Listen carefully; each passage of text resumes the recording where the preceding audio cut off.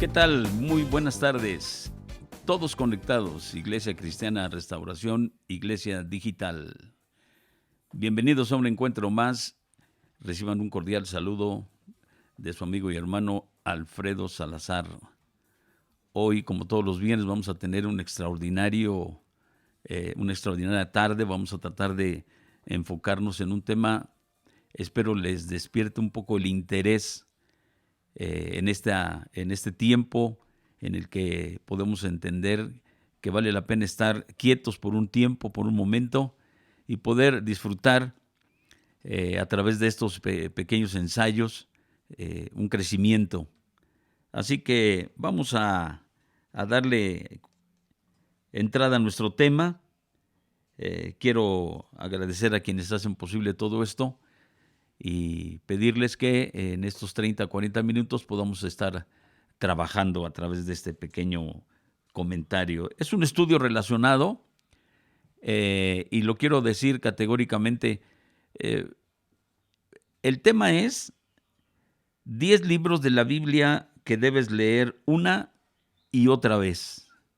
No porque los 56 restantes no sean importantes, simplemente porque tienen algo que ver con un ritmo de crecimiento espiritual en tu vida.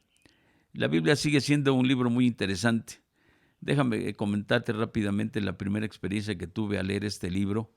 Pareciera que había tomado un dardo somnífero. Eso fue lo que produjo en mí sueño. Y creo que para muchas personas el día de hoy precisamente la lectura de la Biblia produce eso, sueño. Y es más, hoy lamentablemente pensamos que la Biblia es un libro mágico, que si lo tengo en mi almohada o cerca de donde duermo, va a producir buenos sueños. Hay personas que ponen la Biblia ahí enfrente de su carro, pensando en que a lo mejor el ratero lo ve, y por estar ahí la Biblia, pues el ratero dice, no, mejor no.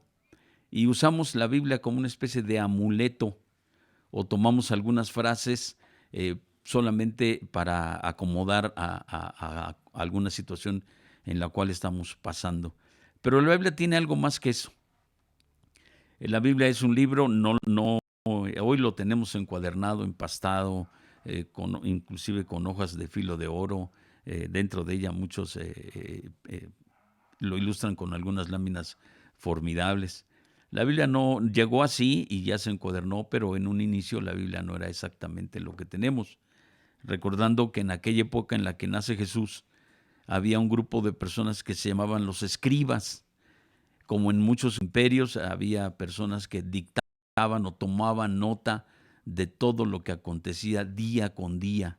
Así que en el tiempo de Jesús y parte de la religión, recordando que Jesús tuvo una religión, y la religión de Jesús se llama y es conocida hasta el día de hoy como judaísmo.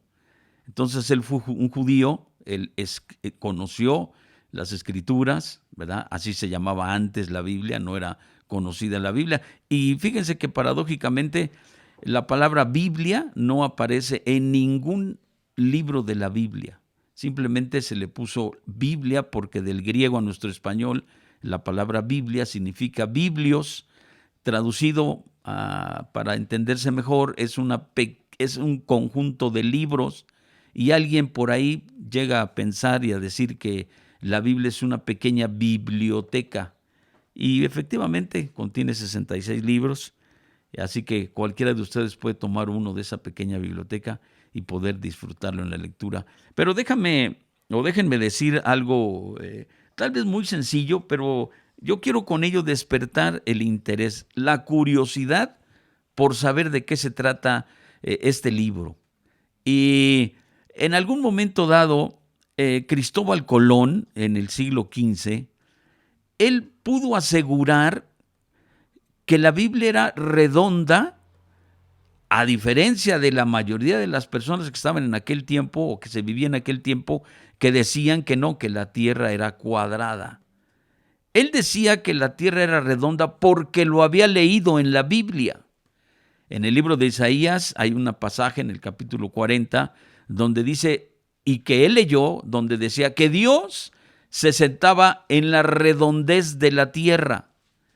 Entonces, él, en esa convicción de aquel tiempo, de hace 600 años, la Biblia en aquella época era un libro de autoridad, no era un libro de fe, era un libro de autoridad. Entonces, él, leyendo eso, él pudo entonces refutarle a sus oyentes o con quienes tuvo esta confrontación, y él se aventuró precisamente a hacer estos viajes porque él tenía la certeza de que la Biblia decía que la tierra era redonda. No en esa palabra, ¿verdad? Pero en algunas versiones la Biblia habla de un círculo, de una redondez, de un globo. Y entonces nuestro buen amigo Cristóbal Colón, este genovés famoso, llega a decir categóricamente que él tiene esa certeza porque la Biblia lo decía. Y como la Biblia para él y para los de aquella época significaba un libro de autoridad, bueno, pues entonces él con esa certeza dice que la Biblia, que la tierra es redonda.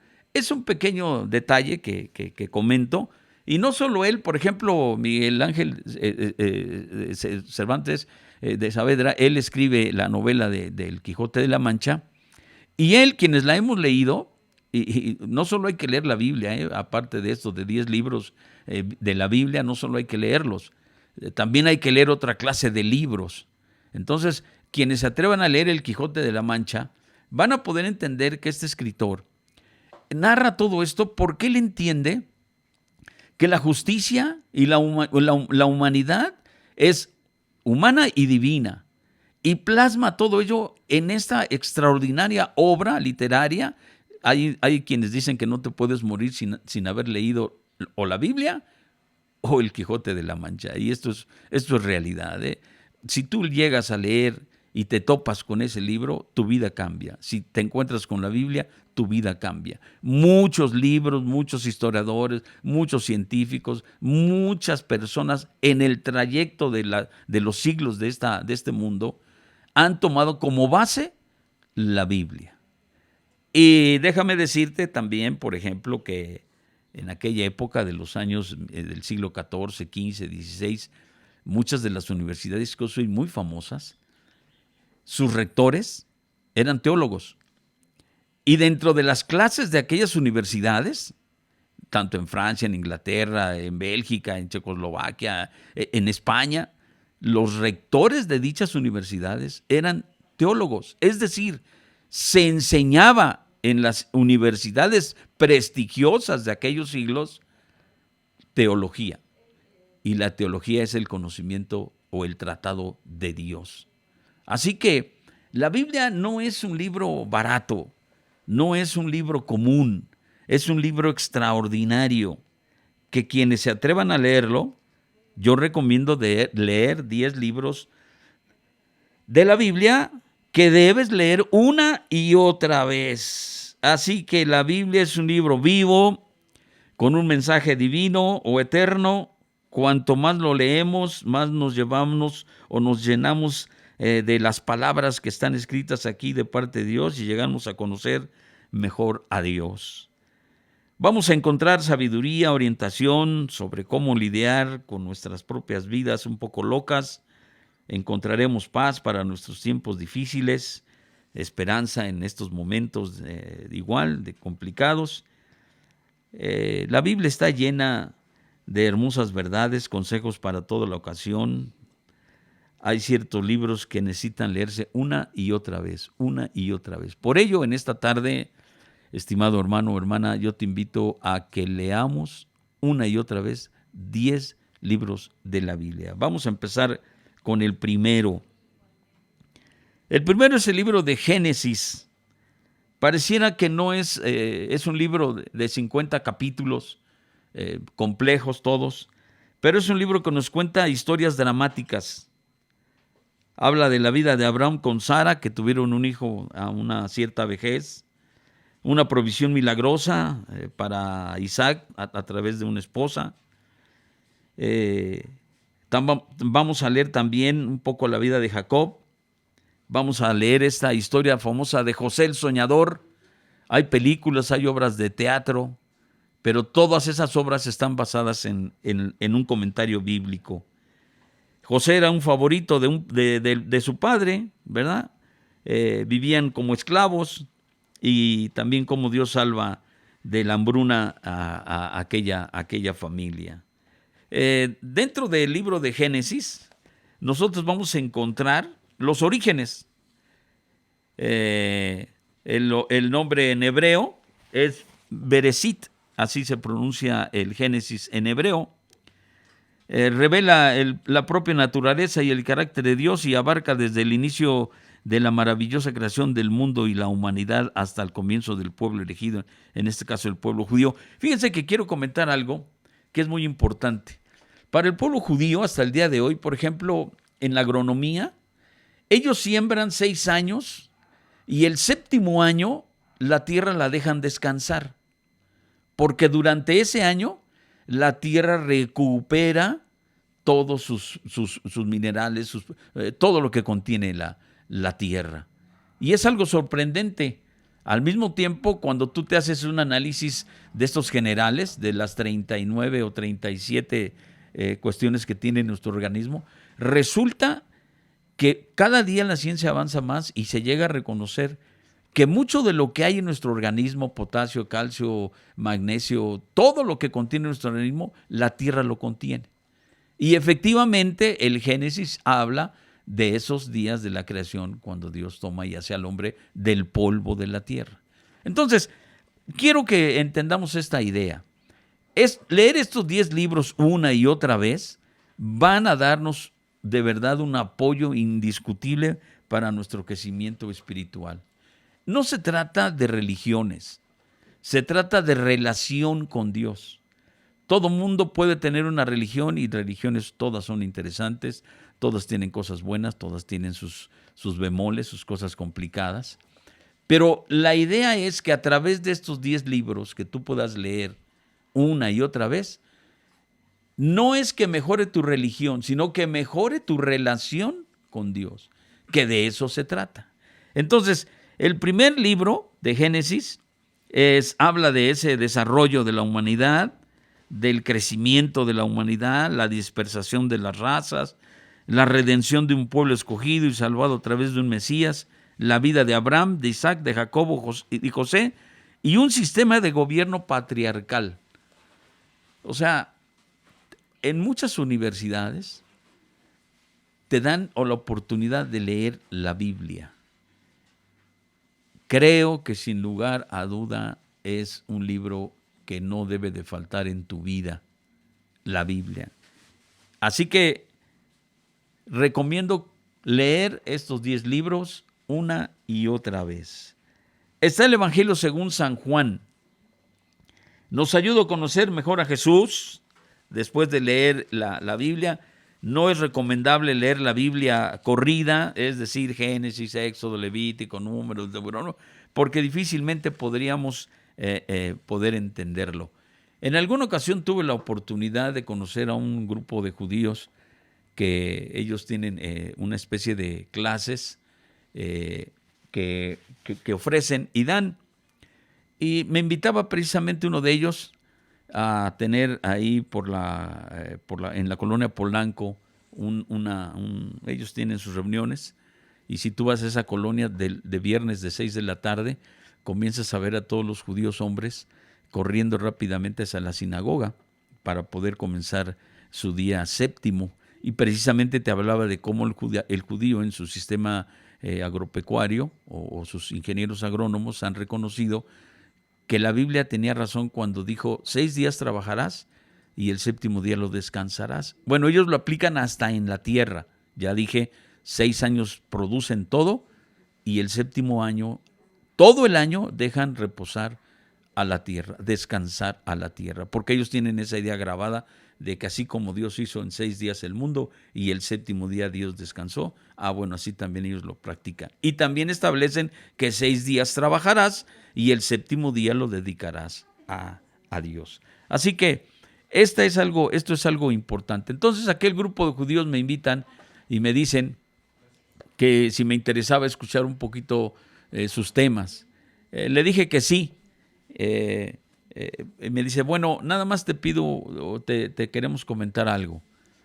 Para poder estar en estas sesiones necesitas tener un conocimiento amplio en 3 cosas. Y le dije, ¿a qué te refieres? Y me dijo, bueno, para poder entender lo que vamos a hablar ahí, necesitas tener un conocimiento un poquito amplio en física, en química y en matemáticas. Si no lo tienes, entonces pues, no sería conveniente que estuvieras ahí, porque no podrías entendernos. Esa fue la razón por la que no fui, pero más que otra cosa era porque cobraban 1,300 pesos la hora.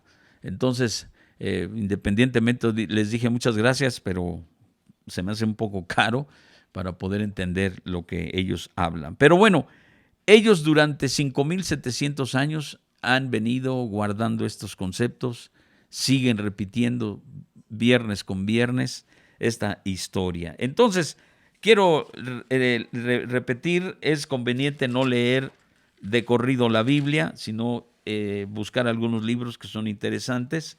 Juan, el Evangelio según San Juan, nos va a ayudar a conocer mejor a Jesús, recordando que Jesús fue un judío, ¿verdad? Tenemos que conocer la cultura judía, saber Jesús era un judío, vivió como judío, creció como judío, hablaba como judío, comía como judío, iba todos los sábados a la sinagoga, ¿verdad? Respetaba la ley de la cual ellos viven hasta el día de hoy. Y entonces, este evangelio nos va a ayudar a conocer mejor a Jesús. Muchos de nosotros amamos este libro porque dicen que el evangelio de Juan es el evangelio del amor.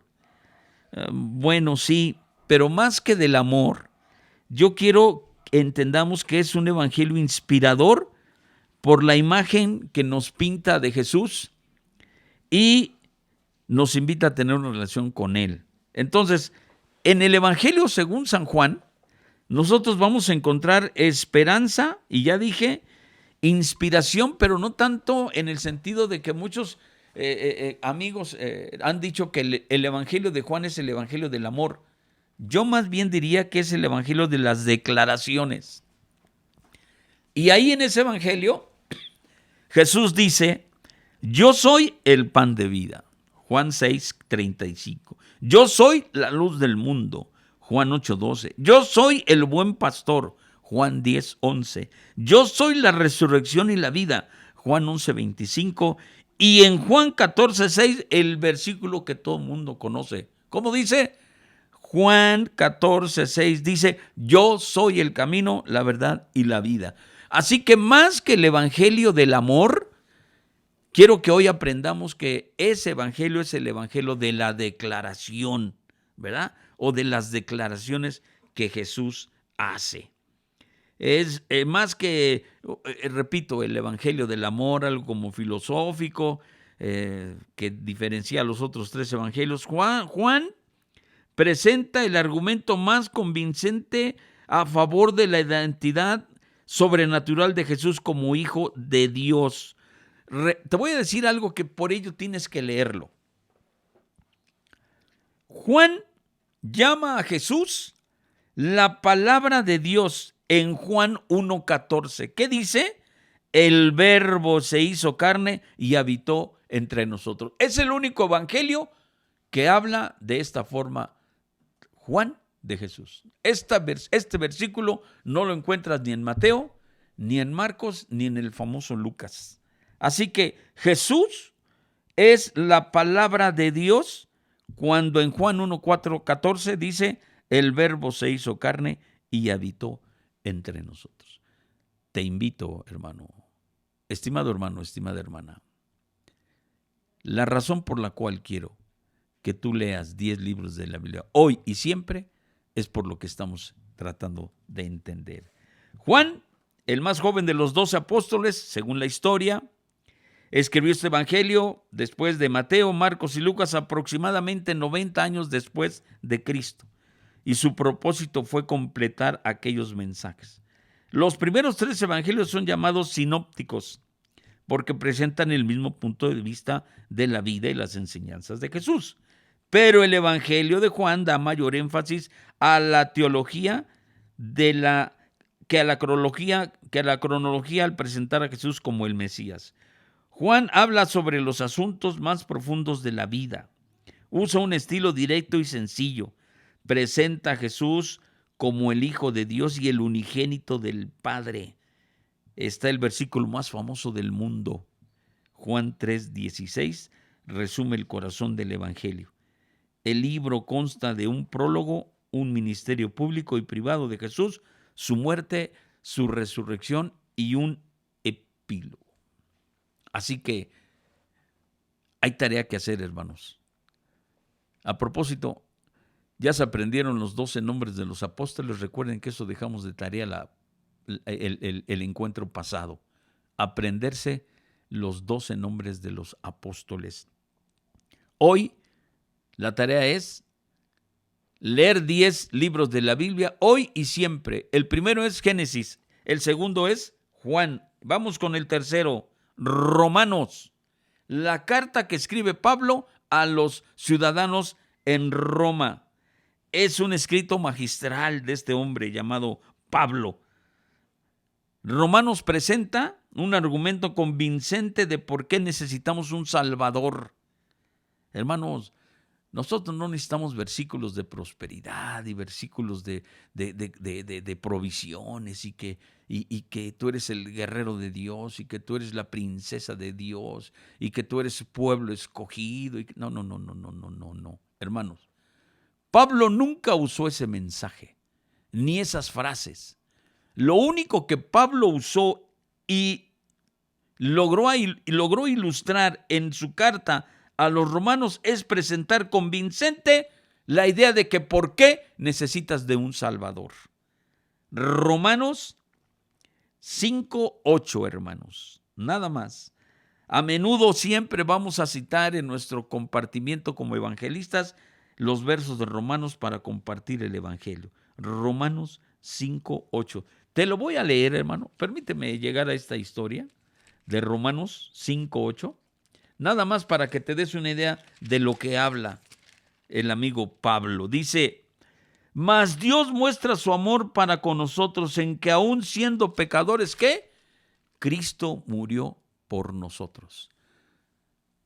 Nunca vas a encontrar en el escrito de Pablo o en los escritos de Pablo palabras subliminales o palabras en la cual te haga sentir bien.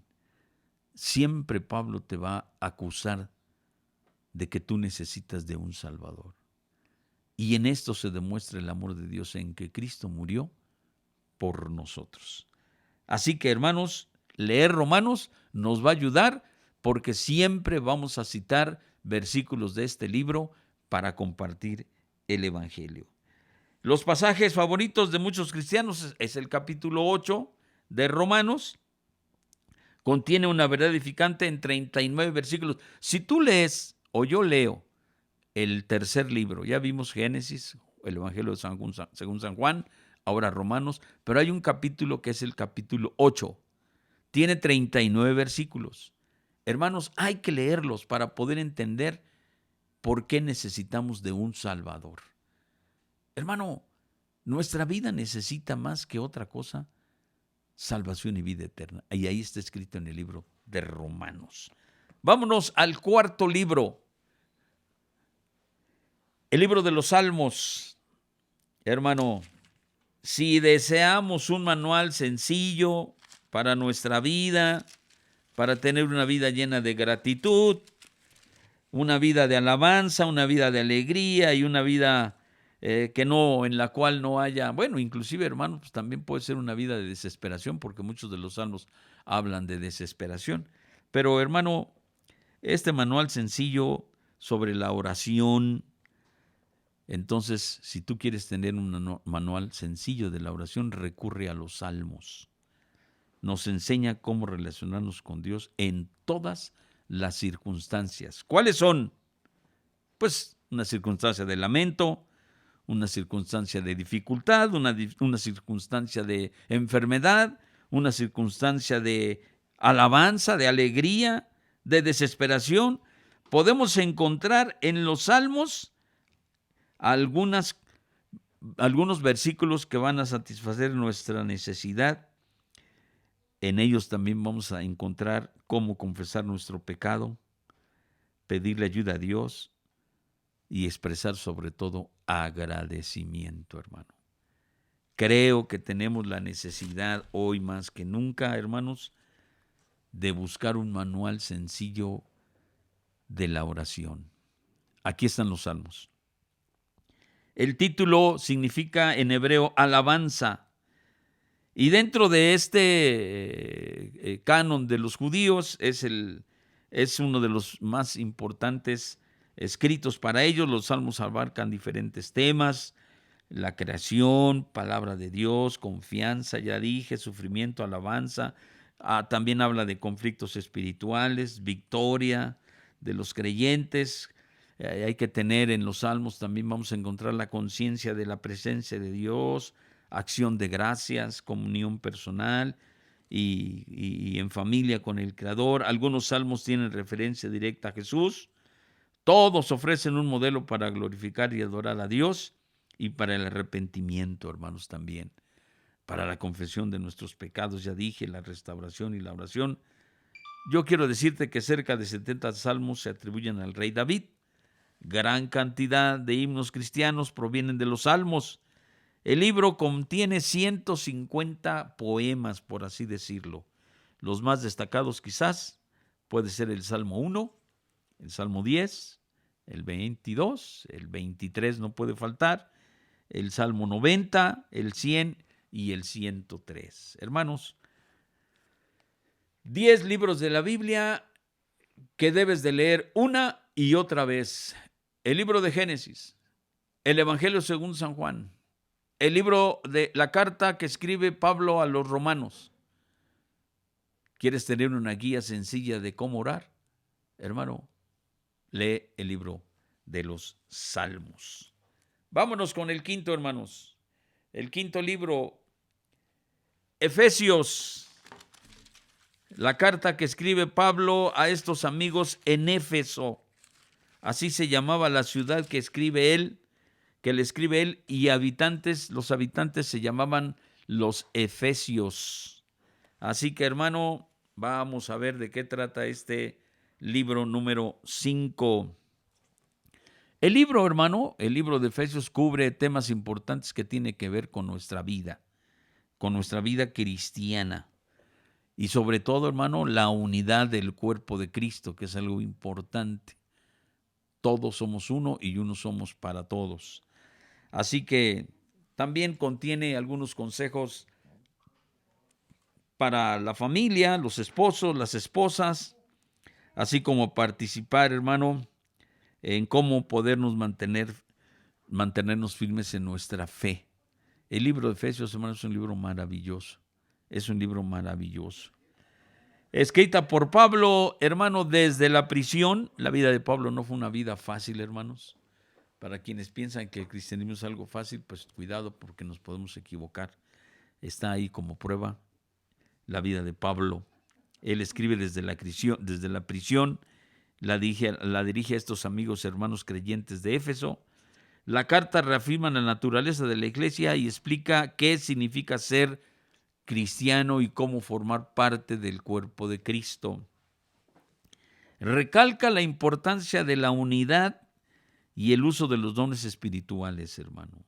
Una iglesia está formada por hombres, por mujeres, pero todos ellos han recibido de parte de Dios un don, un talento o una habilidad. Y todas estas cosas tenemos que ponerlas en unidad para el mejor funcionamiento de la iglesia. Y de eso se trata el libro de los Efesios. Hermano, el apóstol propone fortalecer la fe de la congregación y hay que tomar en cuenta que la iglesia siempre ha tenido ataques,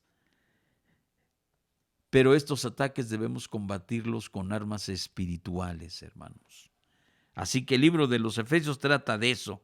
Los temas que desarrolla describen el propósito eterno de Dios, Cristo como cabeza de la iglesia y el centro de todas las cosas, la salvación por medio de gracia, la conducta del creyente y la iglesia en unidad en el Señor. Siempre, hermano, la iglesia no es el edificio, la iglesia somos las personas que formamos o estamos o asistimos a ese edificio.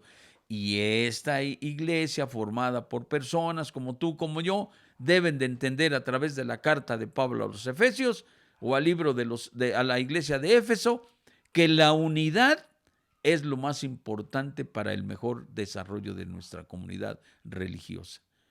La unidad en Cristo, la unidad de la iglesia, entendiendo que Cristo es la cabeza, que Cristo es todo lo que importa, hermanos. Así debe de ser, la unidad en el Señor. Libro número 6, Proverbios. Hermano, Proverbios, no puedes dejar de leer el libro de Proverbios una y otra vez, hermano. Si necesitas sabiduría o simplemente cómo hacer que la vida funcione mejor, hermano, te recomiendo leer el libro de Proverbios. Es un manual general de cómo hacer la vida. Todo lo que tú compres, hermano, sea un teléfono móvil, una pantalla, una computadora, una lavadora, todo lo que tú compres, siempre dentro de ese paquete va a venir un manual de instrucciones. Y dice en letras negras grandes, antes de usar, lea el manual. En todos los artículos que compres viene eso. Bueno, la Biblia también tiene un manual cómo hacer la vida.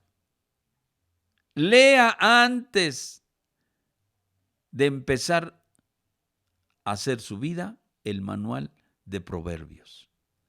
Ahí dice Dios cómo hacer la vida. Hermano, el libro de Salomón, catalogado a él, las declaraciones son breves pero muy contundentes, hermano. Nos da una verdad eterna para una vida efectiva. Yo creo que muchas personas, hermano, antes que nosotros, nuestros padres, nuestros abuelos, de alguna manera tuvieron que haber leído el libro de Proverbios o crecieron escuchando Proverbios. Esto lo puedes leer en el desayuno, antes de dormir, en la mañana, porque vas a encontrar buenos consejos para todo, desde cómo relacionarte en el matrimonio, en la familia, en el trabajo, con el dinero, con los amigos. Es un manual maravilloso. Es un instructivo que tú tienes que leer para empezar a hacer la vida. Así que, hermano, el libro de Proverbios, hermano, tiene mucho que ver con nosotros. Es una declaración breve, ya dije, pero muy contundente, que comunica una verdad para tener una moral mejor. Hermano, la enseñanza por medio de Proverbios se origina en el Oriente y es una de las formas más antiguas de instrucción. Todavía a nosotros como personas, nuestros padres o nuestros abuelos, repito, muchas veces nos dijeron alguna especie de proverbio. Y creo que era una declaración que te ayuda a aplicar la sabiduría de Dios en la vida. Es el principio de la sabiduría, es el temor a Jehová. Así dice una declaración corta pero eficaz que está en el libro de Proverbios. ¿Cuál es esta declaración que está en Proverbios? Dice, el principio de la sabiduría es el temor a Dios. Así de corto, hermano, así de simple. Establece la base para el modelo de conducta de los hijos cristianos. Creo que contiene muchas lecciones agrupadas, hermano. Son dichos de los sabios para nosotros. Cómo hacer la vida, hermanos. Así que ahí está el libro de Proverbios. Es un libro que nos enseña sobre cierto control. Es un discurso sabio de justicia, de planificación, de liderazgo, del éxito y de amor. Vámonos con el libro número 7, hermanos. Filipenses. Qué bonita carta, hermano.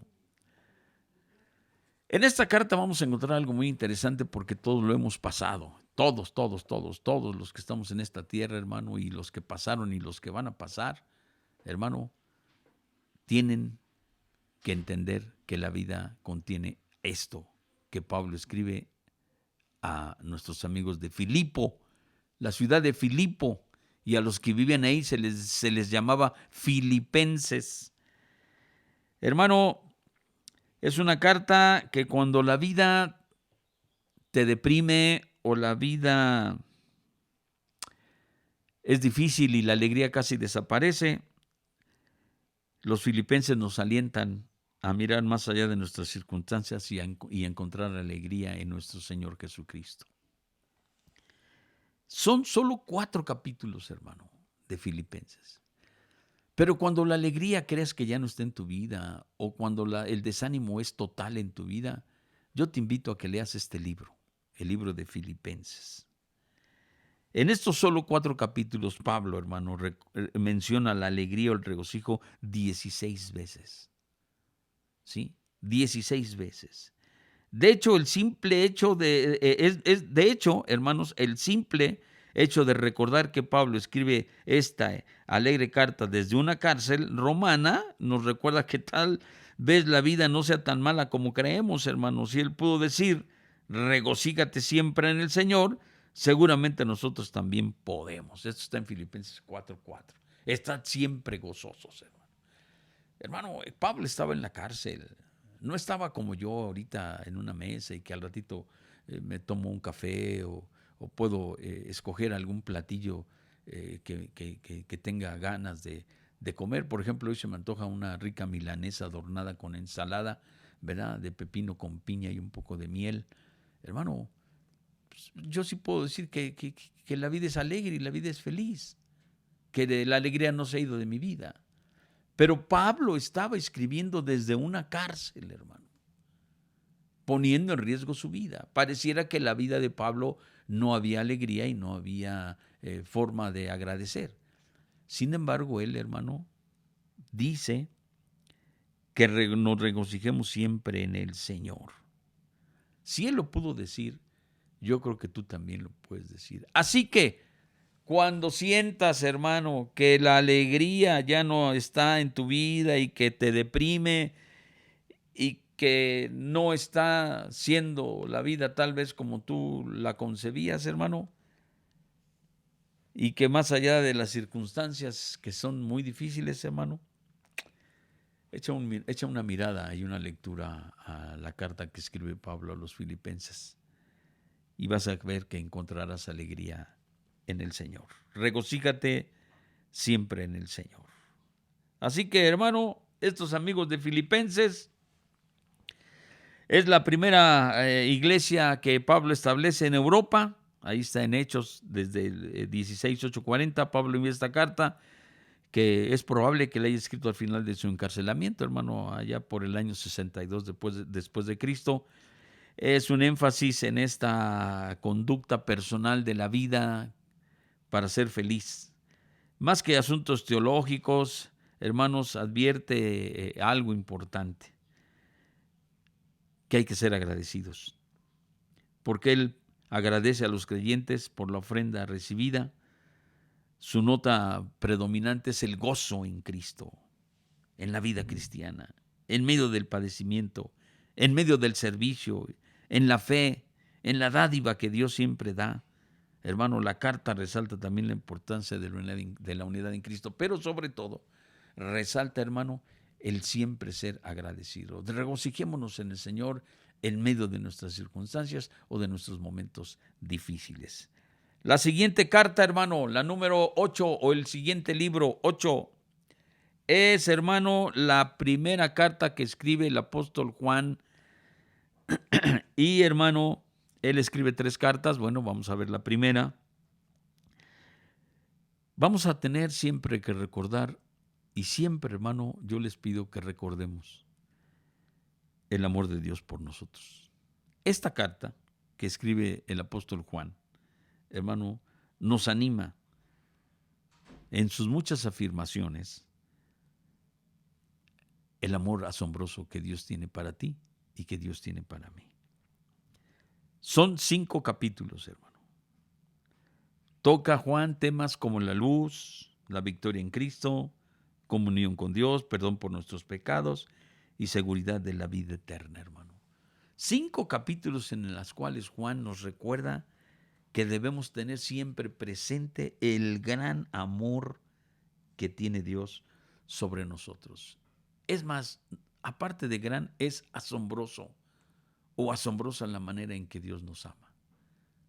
¿Quieres recordar siempre cuán grande es el amor de Dios hacia ti o hacia mí? Hermano, lee esta carta. Ahí vas a encontrar la victoria en Cristo, comunión con Dios, perdón por nuestros pecados, seguridad de la vida eterna y sobre todo luz para los momentos difíciles, hermano. Así que aquí está la primera carta que escribe Juan. Es diferente al resto de las otras, por ejemplo, al resto del Evangelio. Es una carta doctrinal. La escribe el apóstol Pablo por ahí de los años 85, 90 después de Cristo, para corregir ciertos errores que había ahí, hermano. Entonces, había algunos maestros por ahí que estaban metiendo algunas doctrinas que no eran propias, afirman las cualidades de la vida cristiana y sobre todo, hermanos, nos invita a que tengamos un conocimiento de su Hijo, en el caso del Hijo de Dios, que es Jesús, y asume y nos pide que cumplamos con ética y tengamos una moral cristiana, hermanos. Entonces, es extraordinario esta carta que escribe él. ¿Quieres recordar cuánto Dios te ama? Por favor, lee la primera carta que escribe Juan a la iglesia. Muy bien, hermanos. Número 9, Santiago.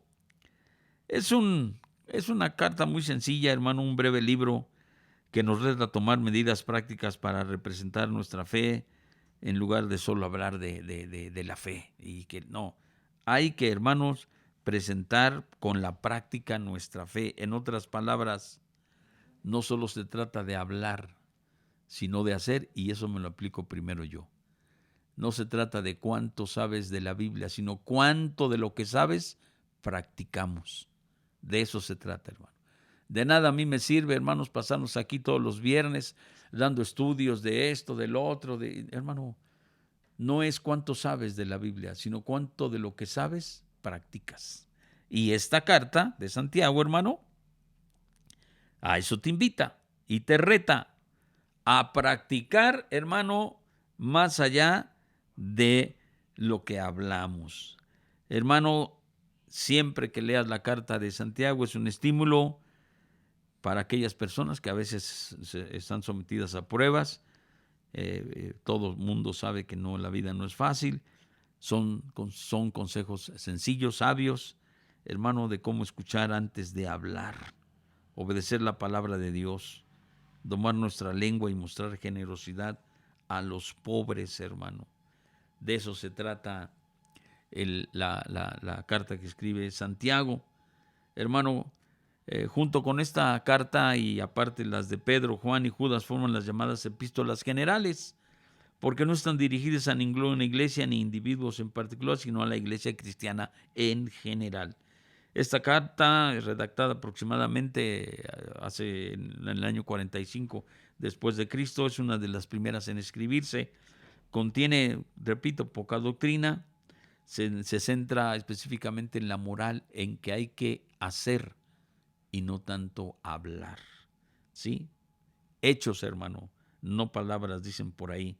Entonces, hermanos, revela algunas prácticas que no eran muy convenientes o que no son convenientes para la vida cristiana, y sobre todo nos invita a que los cristianos apliquemos las enseñanzas de Jesús en nuestra vida cotidiana. Esa es la idea. Hermanos, 10 libros de la Biblia que debes de leer una y otra vez. Génesis, Juan, el Evangelio según San Juan, hermano, Romanos. Ya vimos que hay que leer ahí la carta de Romanos, hermano, en un libro extraordinario, ¿verdad? Los Salmos, hermano, hay que leerlos, por favor, siempre. Hay que leer Efesios, hay que leer Proverbios, hay que leer Filipenses, la primera carta de Juan, Santiago y el último, hermano, el último libro, Isaías. Es un profeta del Antiguo Testamento, hermanos. Isaías pudo ser difícil, o Isaías es un libro difícil de leer, hermanos, porque contiene palabras muy fuertes de juicio contra la desobediencia y el pecado. Sin embargo, también es una imagen de santidad, de la majestad, la compasión y el plan de redención que tiene Dios para el mundo, hermano. Isaías ofrece palabras, ya dije, muy fuertes, pero poderosas, de aliento, de consuelo, como estas que están en Isaías 40:31. Aquellos que esperan en el Señor renovarán sus fuerzas. Volarán en águilas como las águilas, volarán en alas como las águilas, correrán y no se cansarán, caminarán y no se fatigarán o no desmayarán. Aparte de que Isaías tiene palabras muy fuertes de acusaciones, también tiene palabras poderosas de aliento y consuelo. Aquí están, hermano, en Isaías 40:31. Isaías dice categóricamente, hermano, en medio de sus palabras fuertes de condenación y de pecado, tiene palabras poderosas de aliento y de consuelo, como Isaías 40:31. Aquellos que esperan en el Señor renovarán su fuerza, volarán en águilas como las águilas, correrán y no se cansarán, caminarán y no desmayarán. Hermano, este estudio, este comentario breve sobre 10 libros de la Biblia que debes de leer siempre o que siempre debes de leer, es importante que lo tengas presente. Ya lo vimos, hermano, ya lo estuvimos analizando en cierta manera, hermano, sobre la vida de estos personajes extraordinarios, hermano, cómo Dios establece. Hermano, en el caso de Isaías, es el primer libro de los profetas. Es un escrito de una agitada época cuando el pueblo de Israel se había corrompido y alejado de Dios. Hermano, se supone que Isaías era una persona culta por el idioma que usa. Es considerado Isaías uno de las grandes obras literarias de este mundo. Por eso es difícil de leerlo, porque tiene un estilo elevado, tiene expresiones vehementes, sentimiento ferviente, tiene una imaginación muy vivida, hermano. Tiene temas desarrollados como la santidad de Dios, el pecado personal, las profecías sobre el Mesías, biografías, promesas, amenazas sobre el reino de Judá, juicio, hermano, profecías contra las naciones paganas, promesas y consuelo para los exiliados en Babilonia, es decir, algunos judíos que por allá andaban, cánticos de siervos de Dios, la justicia divina, tribulaciones para el creyente, a consecuencia del pecado, el futuro del reino. Isaías se cita en el Nuevo Testamento más que cualquier otro libro de la Biblia, pero lo que más me llama la atención de este profeta, de este libro, hermano, es que en medio de todas esas palabras fuertes que habla, que a veces son inclusive difíciles de entender, él expresa palabras poderosas de aliento y consuelo. Aquellos que esperan en el Señor renovarán su fuerza, volarán en águilas como las águilas, correrán y no se cansarán, caminarán y no desmayarán. Hermano, espero que haya sido esta herramienta de gran utilidad para tu vida espiritual. 10 libros de la Biblia que debes de leer una y otra vez. Ahí están, hermanos. Ya los vimos, hermanos, por favor. Está el Génesis, está el Evangelio según San Juan, está Romanos, está Salmos, hermano, ¿verdad? Está Efesios, hermano. Está el libro de Proverbios. Hay que leer Filipenses, hay que leer la primera carta de Juan, Santiago, Isaías, hermano. Así que está una herramienta más puesta en tus manos de parte de Dios, hermano, en tu tarea de crecimiento espiritual. Entendemos que no podemos reunirnos, no podemos vernos, pero a través de estas redes sociales, gracias a Dios, puedes seguir tu crecimiento, puedes seguir en desarrollo tu vida espiritual, yendo hacia la estatura del varón perfecto que es Cristo Jesús. Hermanos, reciban un caluroso y fraternal saludo de parte de su amigo y hermano, y esperamos vernos hasta el próximo encuentro. Recuerden, todos conectados, Iglesia Digital, Iglesia Cristiana Restauración, les manda un fuerte y caluroso saludo, y que Dios venga siempre en nuestra ayuda. Buenas tardes, hermano. Dios les bendiga.